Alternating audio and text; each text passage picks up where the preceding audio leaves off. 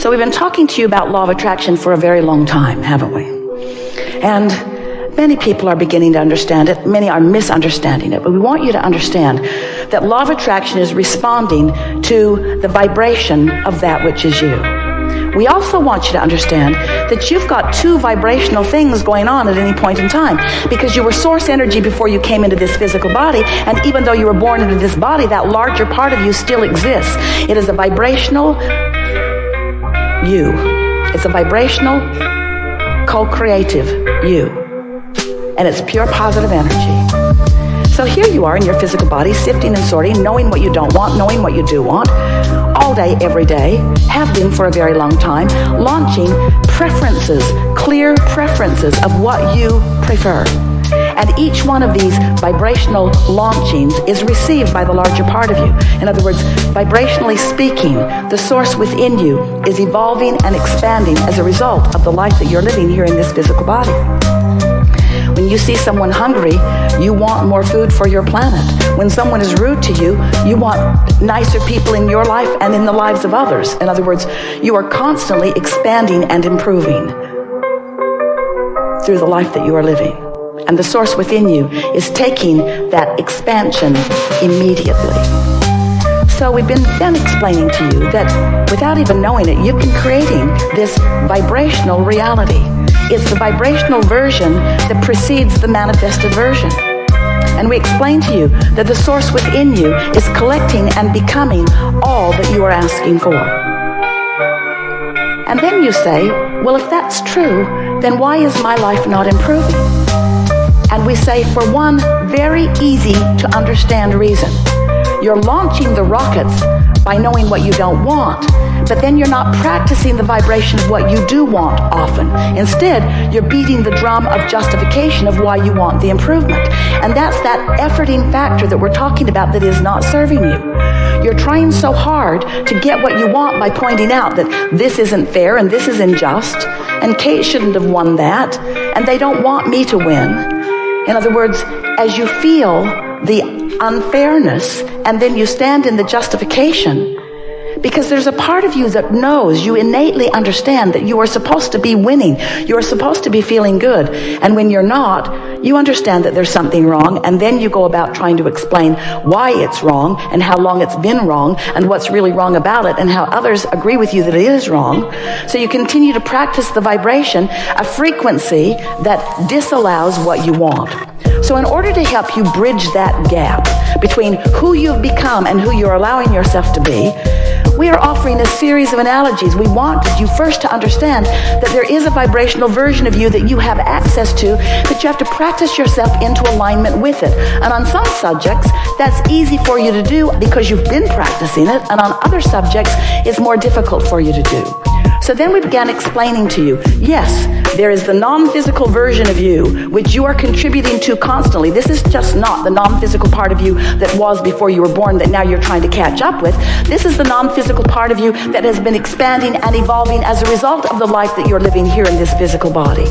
So this vibrational version, this vortex version of you exists. It is a reality that you have access to, but you've got to find the frequency. Just like you've got to broadcast and receive with your transmitting mechanisms. You can't set your radio dial on 101 AM and receive what's being broadcast on 97 FM. You have to be on the frequency that the broadcast is coming from. So this vortex version of you is broadcasting this prosperous vibration of well-being, of alignment, of co-creation, of rendezvousing with all good things. The question is, are you on that frequency? And the answer is, if you feel good, yes. If you feel bad, no. Positive emotion means you're on the frequency or moving in on it, and negative emotion means that you're not. So then, as we've watched you, we've been calling this gathering the art of allowing for a number of years, because it's all about you figuring out how to allow that alignment. You're figuring out how to hold a frequency consistently enough that you own it, that you know it, that you are it, that you be it, to establish a point of attraction with enough consistency that you allow momentum. Do you get that? Enough consistency that you allow momentum. Because when you say, I want it, but there's no momentum, I would like that, but you see, it's been hard for me. I want that, but my life's been very difficult for a very long time. Let me tell you the ways in which it has been difficult. And we say, stop talking about the ways in which it has been difficult, because you're killing the momentum of the desire that you just gave birth to. You gave birth to it and didn't allow it to get going. You give birth to it and don't allow it to get going. But imagine if you give birth to it and allow it to get going. If you give birth to it and allow it to get going. If you identify a new desire and are general enough in your conversation. So we began talking to you about your point of attraction. And it seemed like a good way to describe it. It's like a grid that will be filled in later with the manifestations. It's like a framework. It's like the frame of a building that starts out sort of scanty. You can sort of kind of tell what it's going to be like, but all of the textures and fabrics and details are going to come later.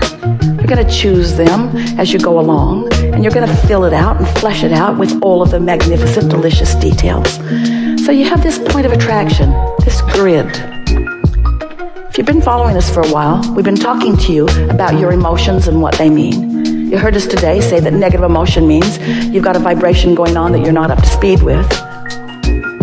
And that positive emotion means you've got a vibration going on in your vortex that you are up to speed with. So today we want you to contemplate that these emotions, which go all the way from appreciation and love and ecstasy, passion, fulfillment, love, that feeling of invincibility, that feeling of eagerness for life, you know how that feels, all the way down to despair, to a feeling of fear, to a feeling of disempowerment, to a feeling that they don't want me to win, that feeling of having no control of your life. And of course, there's every imaginable emotional word or feeling in between all of that. So now we want you to realize that you are a vibrational being and that you've got a momentum going.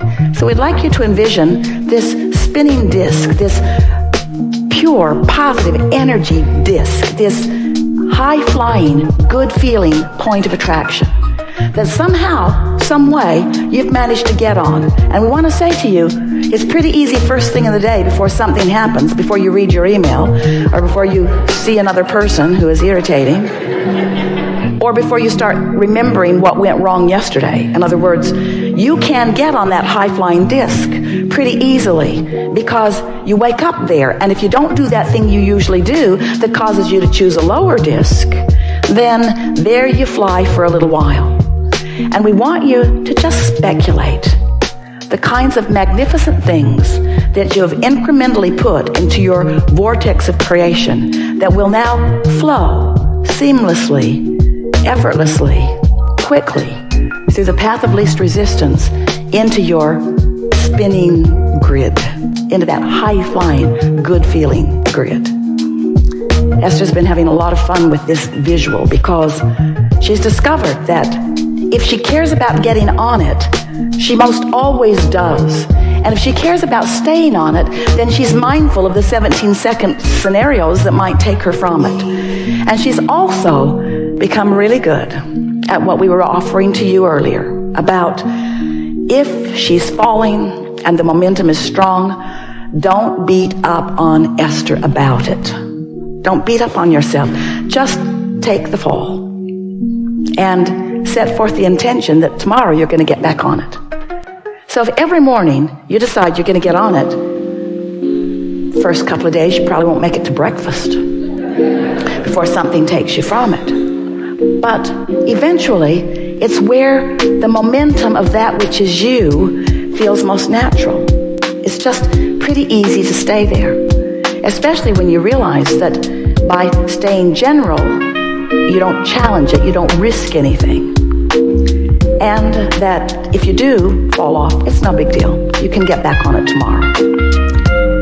So last week, Esther announced to us, Abraham, I refuse to accept that I have to wait till tomorrow morning to get back on the disc.